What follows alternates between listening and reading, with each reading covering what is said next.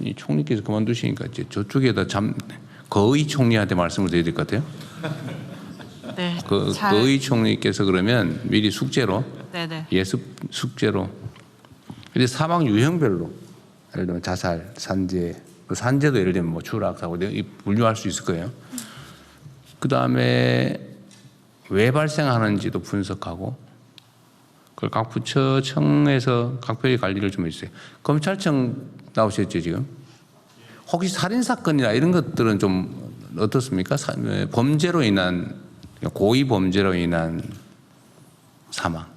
통계 자체에 대해서는 제가 수치 같은 걸 파악하고 있지는 못하지만 워낙 요즘에 이제 강력한 사건들이 일반적으로 언론에 알려지면서 뭐 특별한 특정한 지역이나 이런 데 있어가지고 국민들의 경각심은 많이 높아지는 그런 상태 같습니다.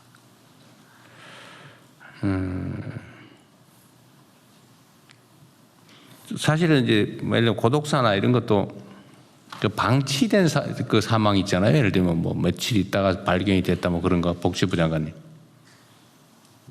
그런 그 유형들도 혹시 요즘 좀 보도 나는 건 좀 없던데 실제로는 좀 어떤가 싶은데. 고독사 통계가 25년에는 한 3,900명, 4,000명이 좀 안 되게 보고는 되고 있습니다. 그러니까 사망했는데 방치돼 있는 네, 혼자 혼자 있다 사망하는 사망했으니까. 경우입니다. 네, 방치 사례도 일부 있지만 혼자 있다 사망하면 시간이 문제죠. 어쨌든 잠시라도 방치되는 거죠. 네, 그럴 수 있습니다.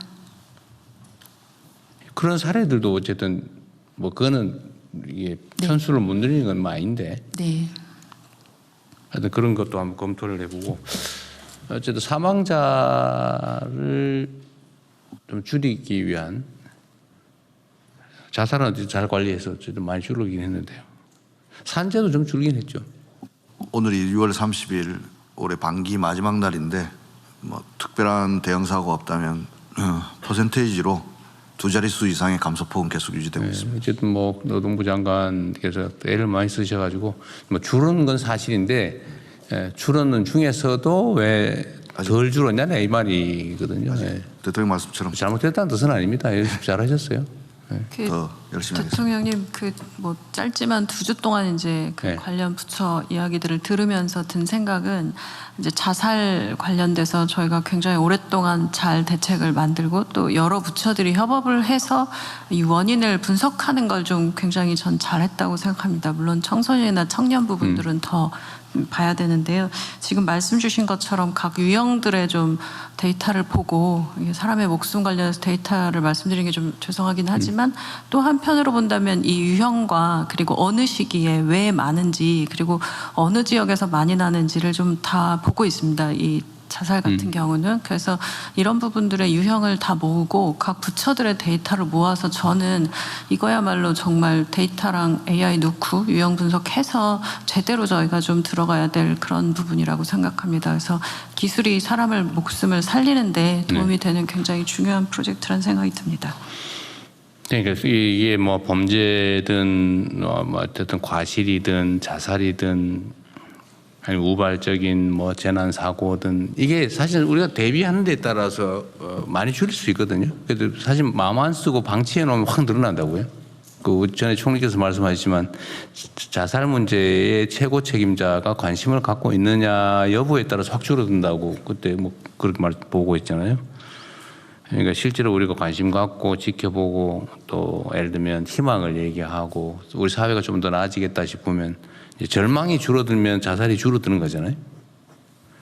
그래서 우리의 좀 이렇게 의도적인 노력에 따라 충분히 사람들의 목숨을 얼마든지 구할 수 있는 것 같아요. 근데 우리가 예를 들면 방임을 해가지고 무관심해서 살 사람이 죽는다 그런 일은 최소화해야 되겠죠. 어쨌든 요거는 좀 각별히 한번 챙겨봐 주세요. 우리 청와대에서 챙기고 있긴 한데 각 부처가 결국 해야 될 일이니까요. 네, 그러겠습니다. 네. 네, 다음 해외 상황 관리관 보고 드리겠습니다.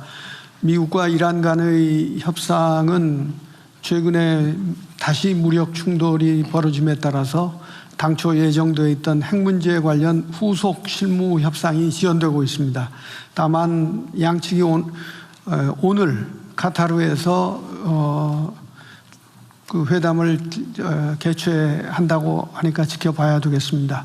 이 항의 에너지 관련 공급망 관련해서는 대통령님께서 모두에 강조하신 대로 장기적 대응 체제를 만드는 것이 매우 중요하다고 생각이 됩니다. 외교부는 중동 정세가 안정화되면서 기존의 중동 산유국과의 에너지 협력을 조속히 회복 또 재개할 수 있도록 준비하는 한편 중장기적으로 공급망 다변화하는 노력도 병행해 나가겠습니다. 이상입니다. 예. 어쨌든 외교부도 고생 많으셨습니다. 그리고 총리님, 제가 1년 동안 회식도 한 번 못했다고 그래서 그래도 밥은 한 끼 드리려고 내가 지금 준비하라고 그랬거든요. 근데 이게 지금 인원수 때문에 오늘은 국무위원들까지만 숫자를 좀 제한해가지고 전심 준비했다고 하니까 생색은 내고 가십시오. 감사합니다. 비상경제 관련해서 한 말씀 이제 마무리되는데 드리겠습니다. 사실 중동 전쟁 발발 이후에 대통령님께서 매우 신속하게 체제를 갖춰주셔서 저희들이 국제적으로 비교해보다 상당히 잘 대처를 한 것 같습니다. 최고 가격제, 매점 매석 금지, 공급망 다변화, 전쟁 추경 편성, 피해 지원금 다 저희들이 다방면적으로 대처가 잘 된 것 같습니다. 또 그런 점에서 국민 여러분들께서도 협조해 주셔서 대단히 감사드리고요.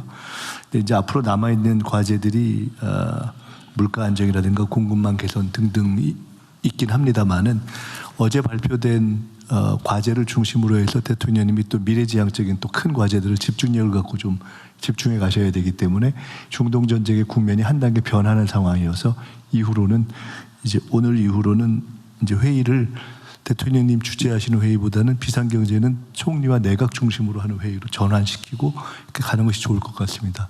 네, 그렇게 그래도 될 것 같아요. 네, 그렇게 하는 것이 좋을 것 같다는 말씀을 드립니다. 자, 그러면은 다음은 부처보고로 넘어가겠습니다. 의뢰 협상력 강화를 위한 제도 개편 방안을 공정거래위원장 중소벤처기업부 장관님께서 순서대로 보고해 주십시오. 예, 본안 건은 중소벤처기업부, 고용노동부 등 관계부처와 함께 마련한 것으로 중소기업, 소상공인 등 경제적 약자들이 연합해서 대기업 혹은 중견기업과 대등하게 협상할 수 있도록 공정거래법을 개편하는 것입니다. 공정거래법상 금지된 공동행위의 예외를 인정하는 것이 법 개정의 주된 내용입니다. 단체 협상은 허용하되 부작용을 최소화하도록 민관 합동 TF를 구성해서 논의해 왔었고요. 이해관계자의 의견을 폭넓게 수렴했습니다. 우선 중소기업 소상공인 단체 협상 허용 방안을 말씀드리겠습니다.